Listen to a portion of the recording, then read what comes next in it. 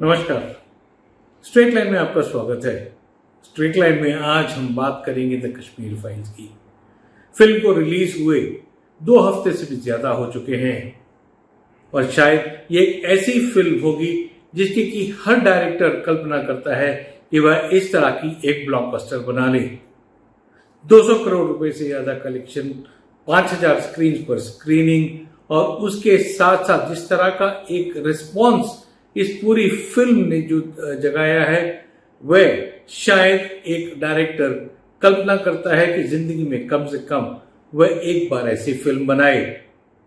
और जिस तरह के रिव्यू और जिस तरह की एक कैश कलेक्शन देखने को मिल रही है, एक बात तो साफ है कि 2022 की ये शायद सबसे बड़ी ग्रॉसर होगी।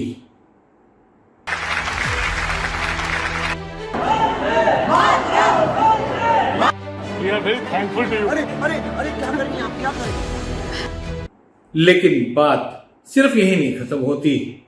बात इस पर आती है कि क्या विवेक अग्निहोत्री ने जो दावा किया है कि यह फिल्म सत्य दिखाती है, शायद ये सत्य तो नहीं दिखाती है, लेकिन सच्चाई के कुछ नजदीक जरूर जाती है।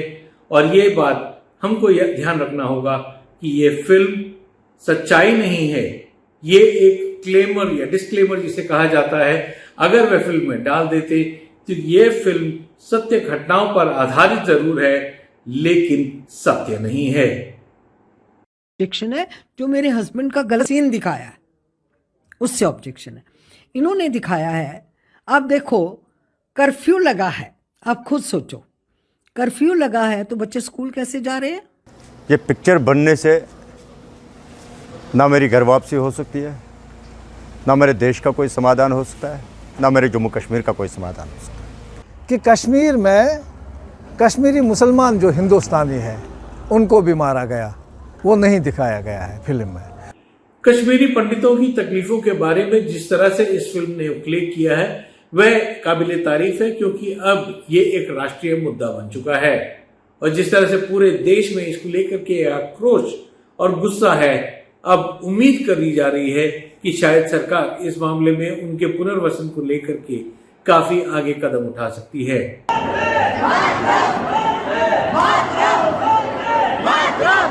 लेकिन कहीं ना कहीं विवेक अग्निहोत्री सत्य को अर्धसत्य बना गए। जिस तरह के आंकड़े फिल्म में पेश किए गए हैं, जिस तरह की घटनाओं का कहीं ना कहीं जिक्र किया गया है, वह सच से कुछ हद तक दूर है। जहां अग्निहोत्री की फिल्म में हजारों कश्मीरी पंडितों की हत्या का जिक्र किया गया है, हकीकत में आरटीआई के हिसाब से यह संख्या 319 थी। फिल्म में इस बात का भी उल्लेख नहीं है कि जब ये 319 हिंदू मारे गए थे, उसी समय के दौरान लगभग 1500 कश्मीरी मुस्लिमों का भी कत्ल किया गया था। तो इन सब चीजों के बीच ये जो फिल्म है, इसको लेकर के एक बात जहन में आती है कि विवेक अग्निहोत्री का ये फिल्म बनाने के समय नजरिया क्या था। क्या वे कश्मीर के लोगों की चिंता दिखाना चाहते थे, या वे सिर्फ इस फिल्म को एक नफरत फैलाने वाला एक हथियार बनाना चाहते थे?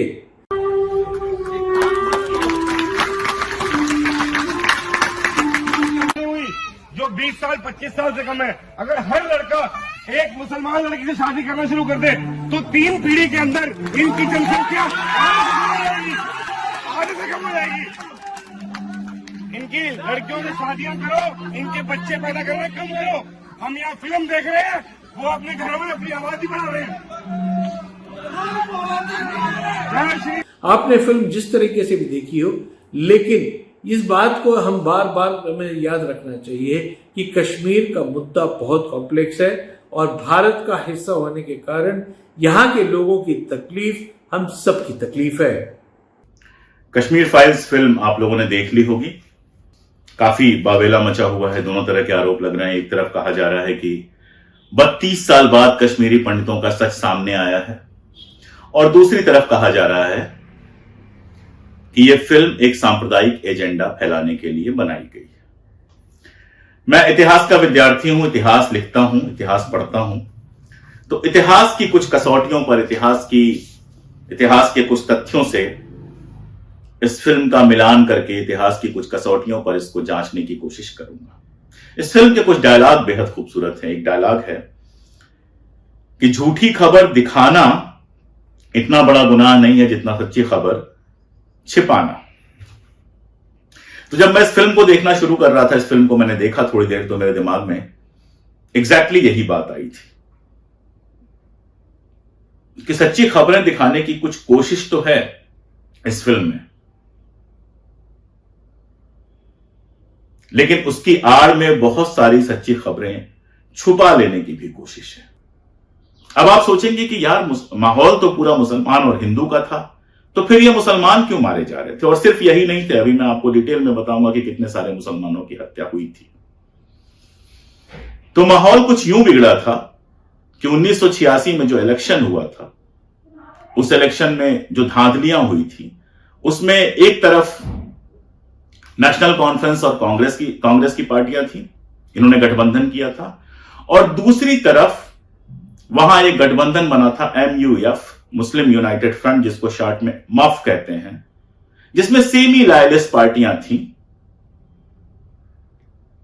और इस चुनाव में भयानक धांधली हुई थी। इसका किस्सा अक्सर सुनाया जाता है कि आमिर कदर विधानसभा जो थी, वहां के चुनाव के रिजल्ट देखकर जो वहां नेशनल कॉन्फ्रेंस के नेता थे, बहुत सीनियर, वो हार मान के चले गए थे। बाद में उनको बुला के जिता दिया गया।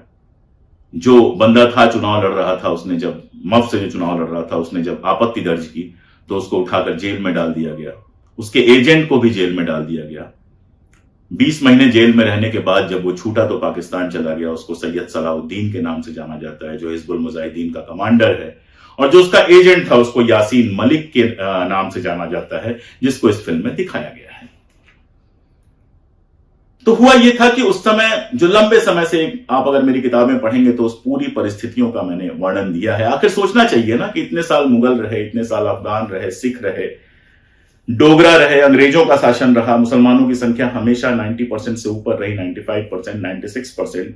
1947 आया जब पूरे, मतलब कम से कम उत्तर भारत में सारे मुसलमान, हिंदुस्तान से बहुत सारे मुसलमान पाकिस्तान गए, पाकिस्तान से बहुत सारे हिंदू भारत में आए, हजारों की संख्या में हिंदुओं और मुसलमानों की हत्या हुई। उस समय आखिर कश्मीर में जो ये 3 या 4% कश्मीरी पंडित थे, उनमें से किसी एक के साथ भी कुछ गलत क्यों नहीं हुआ?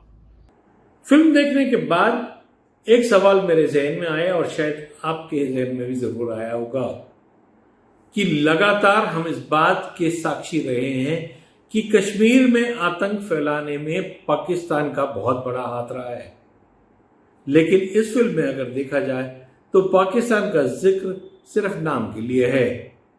जिस तरह से घटनाओं को कुछ अलग रंग दे करके यासीन मलिक के नाम से मिलते जुलते एक कैरेक्टर को दिया गया है, और JKLF से मिलते जुलते संगठन, जो कि कश्मीरी संगठन है, उसको आरोप लगाया गया है हिजबुल मुजाहिदीन या लश्कर तोयबा जैसे पाकिस्तान बेस्ड टेरर ऑर्गेनाइजेशंस पर कहीं भी उंगली नहीं उठाई गई है।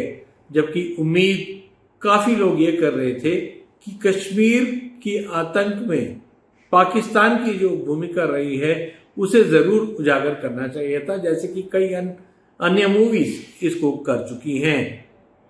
इसके पीछे मकसद क्या था शायद ये नहीं जानते, या जो रिसर्चर थे विवेक अग्निहोत्री के, वे उन्हें इस मामले में पूरी सही जानकारी नहीं दी गई। फिल्म के आखिर में जिस नरसंहार का जिक्र किया गया है वह भी आउट ऑफ कॉन्टेक्स्ट है, क्योंकि 2003 के नरसंहार को 1990 के दशक से दिखाया गया है। फिल्म में अगर एक और कमी कहीं मेरे को नजर आई तो इस बात को थी कि केंद्र सरकार की भूमिका को लेकर के डायरेक्टर ने वो सवाल नहीं उठाए जो कि कश्मीरी पंडित भी अभी उठाते हैं, कि VP सिंह उस समय जो प्रधानमंत्री थे, और उसके बाद 32 साल में भले नरसिम्हा राव, मनमोहन सिंह, अटल बिहारी वाजपेयी या नरेंद्र मोदी प्रधानमंत्री रहे हो, तो उन्होंने ऐसे क्या ठोस कदम उठाए इस पूरे मामले को लेकर के, या नहीं उठाए, जिसको कि उजागर करना शायद कश्मीरी पंडितों की जो कॉज है उसको काफी बेहतर रूप से दिखा सकता था।